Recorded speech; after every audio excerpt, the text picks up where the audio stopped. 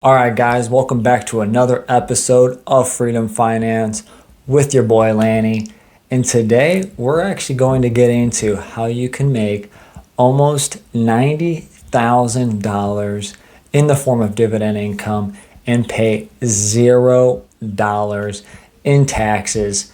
That's why I argue that it's the best form of passive income as you're starting your financial freedom journey. That's the path that I'm choosing. Love the taxes that you have to pay or not pay on the form of dividend income, guys. So grab your favorite beverage. Let's get into it. Let's dive in.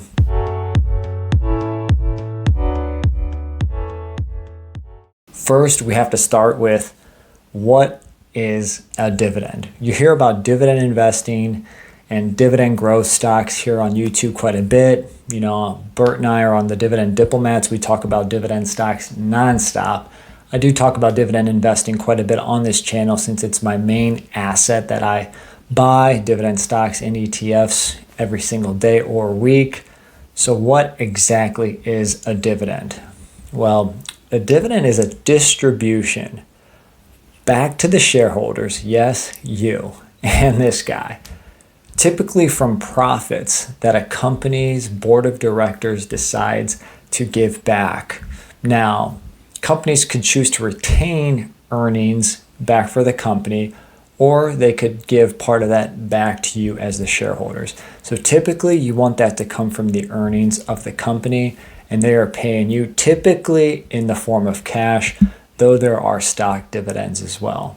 So that's what a dividend is. So since you receive a dividend, that's technically income. So dividend income, if held in a taxable account, again, we're focused on taxable brokerage accounts, not talking your Roth IRA, traditional IRA, 401k, Roth 401k, or even health savings account, i.e. the HSA. We're focused on the taxable stock account. So when you receive dividends in the form of cash or stock, typically that's an income event since that's something that you receive from owning that asset. Now there are two different types of dividend. There's a non-qualified dividend or a qualified dividend. So what is a non-qualified dividend for starters? A non-qualified dividend, which you can have from different types of dividend stocks, a non-qualified dividend is when you did not hold that stock for 61 days out of the 121-day period of the 60 days that began before the ex-dividend date. Somebody can correct me if I'm wrong. So non-qualified is when it fits that criteria, or other types of income that you get taxed a little bit differently on, as well as from real estate investment trusts, which that's an ordinary income type of an event. What does that mean when you get non-qualified dividend income? When you get non-qualified dividend income, that's actually taxed unfavorably or at your normal ordinary income tax bracket. If you're at the 20% bracket, you pay 20%. If you're in the 12% bracket, you pay 12%. So it's a non-qualified dividend is when you're taxed at your ordinary income rate. So you want qualified dividends. Again, a qualified dividend is when you own the stock for 61 days in the 121-day period that began 60 days before the ex-dividend date. Most of my dividends, as you saw at my recent dividend income results video where I set a record in August, for example, most of those dividends are qualified dividends. And the qualified dividends are what dividends that are the dividends that are taxed at the preferred rate. And this is how you can literally pay $0 in taxes when you receive qualified dividend income. Why is that? Well, qualified dividends are actually taxed at the capital gains tax rate / bracket.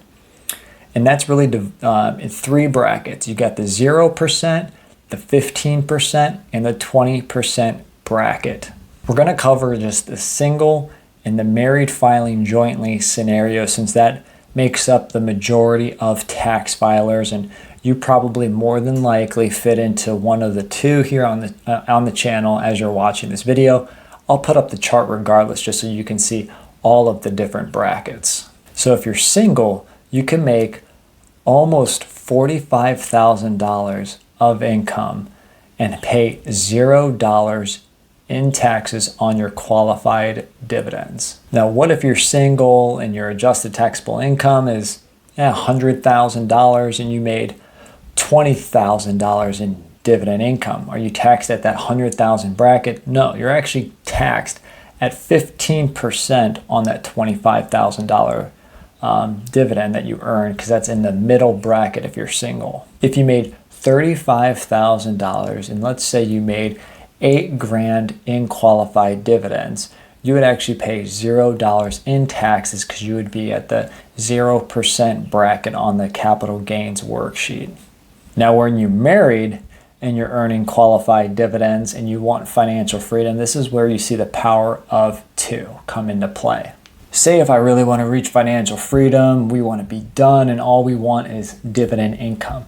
Well, your significant other that you're married with, you can earn up to $89,250 in qualified dividends and still pay this much in taxes, $0. $89,000, guys. Think about that. You think about it? You thought about it? What do you think? You want to buy some dividend stocks? You want to build that qualified dividend income? Come on. If the taxes alone doesn't get through your head why this could be one of the best forms of passive income, come on, you got another thing coming here for you. That's why it's so great to start early and start buying dividend stocks or ETFs. So think about it. 89 grand. Now, even if somehow you made $500,000 in qualified dividend income, you would still only pay 15% in taxes on $500,000 in qualified dividend income. So anything over 89,250 up to like $550,000+ as you'll see on the chart, you would only pay 15% in taxes. And then anything greater than that, yeah, you're only paying still 20% in taxes. That crushes all other forms of tax rates within the tax bracket. And if you're single, you can make up to, I think it's $492,000 and some dollars in qualified dividends, where you'd be capped at only 15%. And then anything over that, you'd be paying 20%. And if you are making that much, let me know in the comments. I'd love to be your friend, love to check out your boat, maybe get on the plane that you have, because if you're bringing in that much in qualified dividend income, that portfolio has got to be massive. There you have it. You can make, again, as a married couple filing jointly, up to $89,000 in qualified dividends and pay 0%, $0 in taxes.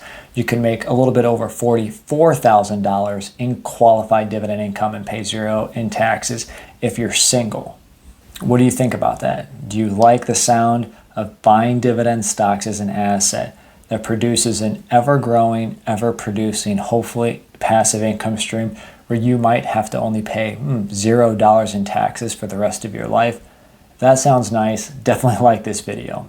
Guys, if you haven't subscribed yet, definitely hit that subscription as well, as I'm coming out with more content to help you on your personal finance journey, to help you reach financial freedom, as well as show you my journey on different things that I use and do on my journey to financial freedom, guys. Again, that was another fun video on how to pay $0 in taxes on qualified dividend income. Again, understanding the two differences between non-qualified and qualified will help you. Qualified dividends are the best form of dividends because of their tax treatment. Guys, I appreciate you stopping by. Hopefully this helps you, helps maybe answer some of your questions. Let me know in the comments as well, if you're a dividend investor, how much you make, how much in taxes are you paying, as well as what other content you want to see. So thanks for rocking with me. I'll catch you on the next one.